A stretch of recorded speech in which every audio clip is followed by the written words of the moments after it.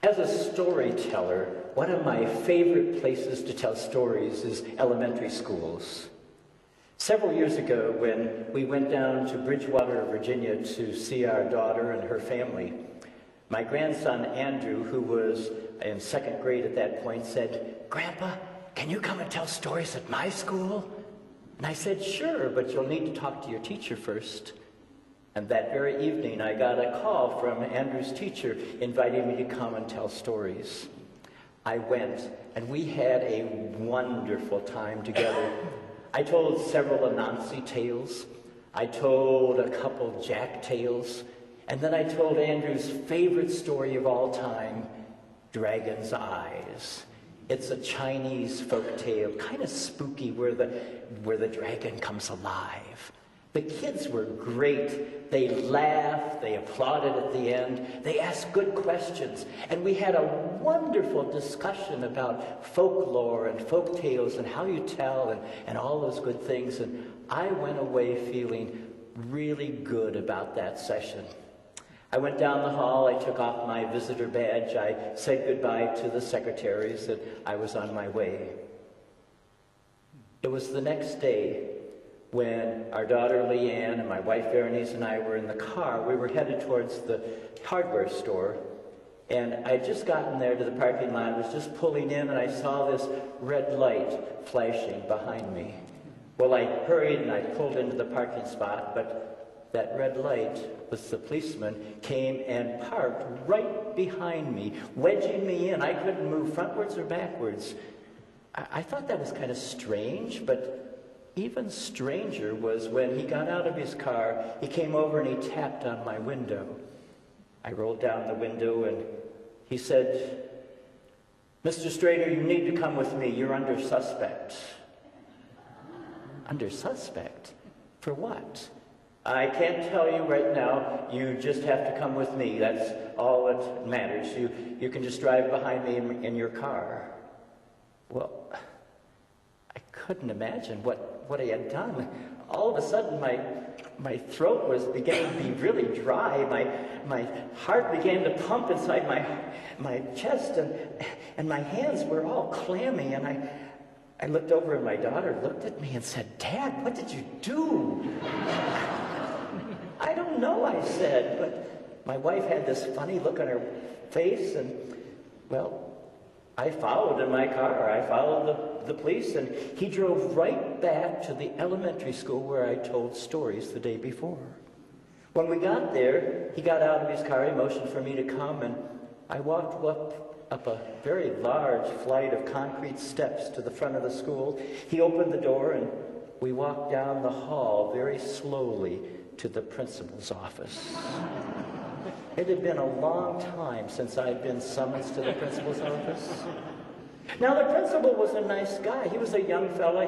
He smiled. He shook my hand. He welcomed me to the school. And then he said, "Mr. Strader, we've got a real situation here.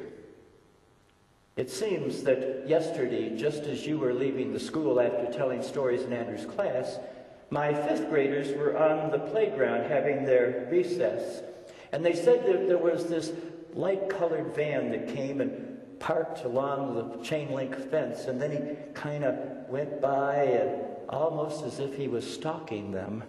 And then he got out of his car. He had gray hair and a beard, and he started snapping pictures of those kids on the playground. That's against the law, Mr. Strader." Well, yes, I'm an educator. I know the rules about taking pictures of kids without their parents' permission, but I didn't do it. "The evidence would say otherwise," says the principal. "We checked the visitor's log when you left yesterday, and it was just at the time that this happened on the playground. We have a situation here." "But I didn't do it," I said. "I didn't even have my camera with me." Well, we talked back and forth, and finally the policeman and the principal went into another room, and they conferred, and all the time they were gone. In my head I was saying, "I didn't do it, I didn't do it, I didn't do it, I didn't do it," but of course I just stood there and looked stupid. When they came back, the policeman said, "Okay, Mr. Strader, We're going to let you go home to your daughter's house tonight, but you're not to leave this community until this thing is taken care of. Is that understood? Well, I understood, but I really didn't understand. I went home that night. I paced the floor back and forth and back and forth. I went to bed, but I did not sleep. I twisted and turned and turned and twisted. My head was just swimming. I just could not sleep. I was a nervous wreck. The next morning, about 9 o'clock, there was a knock on the door, and I looked and I could see through the glass. It was the policeman that I had encountered the day before. Immediately there was this big knot that welded up in my stomach. I was all queasy. I went and I opened the door, and the policeman said, "We found the guy that took the pictures, Mr. Strader." You did? Yeah, my partner and I, we were cruising around the school this morning as the kids were coming on the playground, and we noticed this light-colored van, just like yours. He pulled along the chain-link fence there, and then he looked and finally started to get out. He had gray hair and a beard, and he had a camera around his neck. We apprehended him, of course, and he confessed that it was he that took the pictures yesterday. You're off the hook, Mr. Strader. Off the hook? Well, I may have been off the hook, but that situation was not off my mind. We go back to Bridgewater, Virginia, often to see our daughter and her family, and every time we go, I have to pass right by that little elementary school.